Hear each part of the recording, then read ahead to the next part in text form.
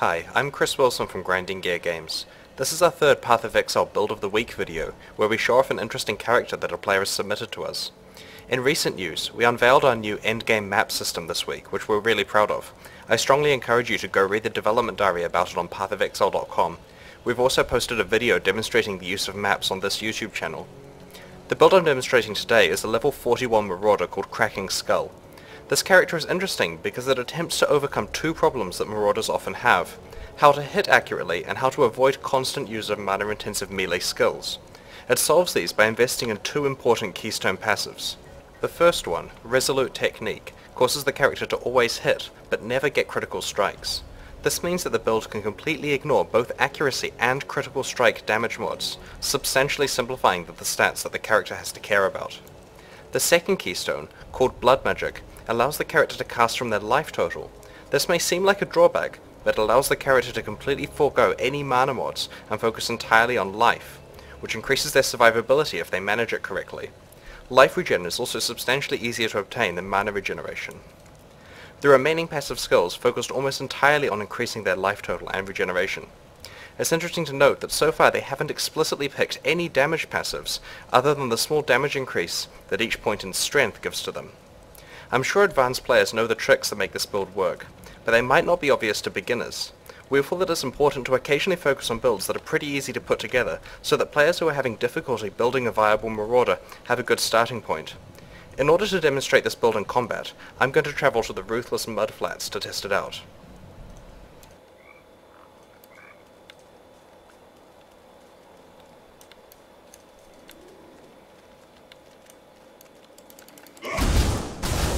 This skill is Lightning Strike.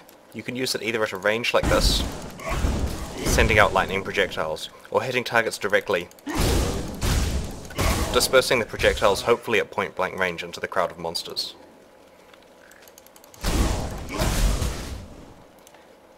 This boss here has an aura which resists elemental damage. Because of this, it's probably a bad idea to use such a lightning intensive skill. For this situation, the character has the Heavy Strike skill.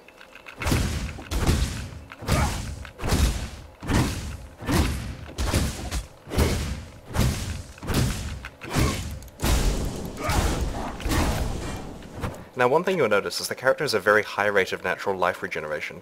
This is because he has no mana and is focused entirely on getting life and life regeneration. Due to the blood magic keystone that he has, he casts out of his life. This also means that mana reservation skills, such as this aura that increases damage, technically reserve a portion of his life rather than mana.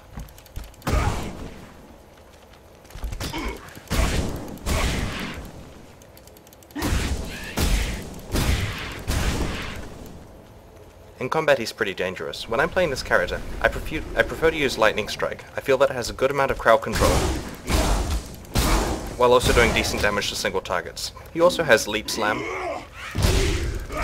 Cleave, and as I mentioned before, Heavy Strike.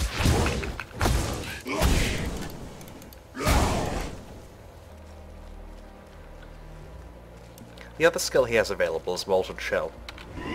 This casts a protective shield that will detonate, hurting nearby monsters when you take enough damage.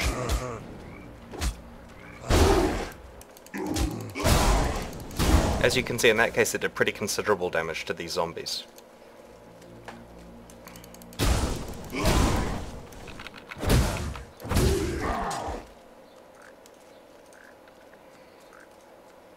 In terms of build feedback for this build, I have a couple of interesting things to note.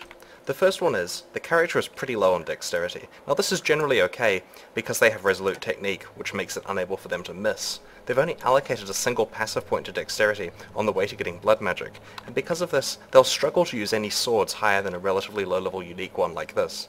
Now this unique extends a little bit above its actual required level in terms of utility. I mean, they're using it at level 41 with decent success, which is quite impressive. But if they want to use higher level swords, such as this one here that might require level 49 and 69 dexterity, they're going to have to find some more somewhere else. There are several options. For example, on the passive skill tree, they have easy access to a bunch of dexterity here. There's 40 points in total with just 2 levels. And they have other options. For example, if they obtained an amulet like this one that has a reasonably high roll of both the implicit and explicit dexterity mod, they can get all the dexterity they need on one item, though it would mean they have to swap out the relatively good amulet they have at the moment. The other option, of course, is they don't have to continue using swords. They haven't locked themselves down to swords on the passive tree. In fact, this build would work extremely well with maces, which would require the amount of strength that they actually have. The only skill that they have which ties them down to swords is Cleave, but as you can see, the character works pretty well without using Cleave.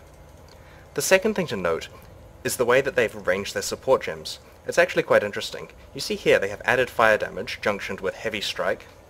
In the helmet they have lightning strike, weapon elemental damage, life gain on hit. In the armor, life gain on hit with Cleave. And in the boots, leap slam with life gain on hit. Now, with a blood magic build like this, obviously you need a lot of life gain on hit, but they've had to use several different copies of the support gem in order to achieve this. Now in this case they're constrained by the sockets they have available.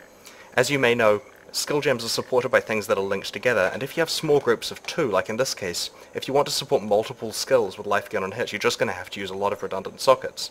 If they were to obtain an item like this one that has 5 linked sockets, and I understand that's something that they arbitrarily made using cheats, rather than one that they've actually found, then they can get quite a lot more synergy, requiring a lot less skills overall. So if I want to load up all of their attacks into this one weapon, first of all I pick a life gain on hit gem. This level 9 one looks good. I throw that in. I also pick their lightning strike, their heavy strike, their cleave, and one other support, for example the weapon elemental damage that they benefit so much from in lightning strike. Now this means that all 3 skills that are socketed into this weapon gain the benefit of 2 supports. That would require an awful lot of sockets to do another way. Now there may be more optimal combinations here. For example, I don't like their use of cleave, so we take it out and put in, for example, leap slam. Or we can take out the added fire damage from over here, take out leap slam, throw that in. Now they've got 3 supports on 2 skills, which potentially means they're going to do a lot more damage each.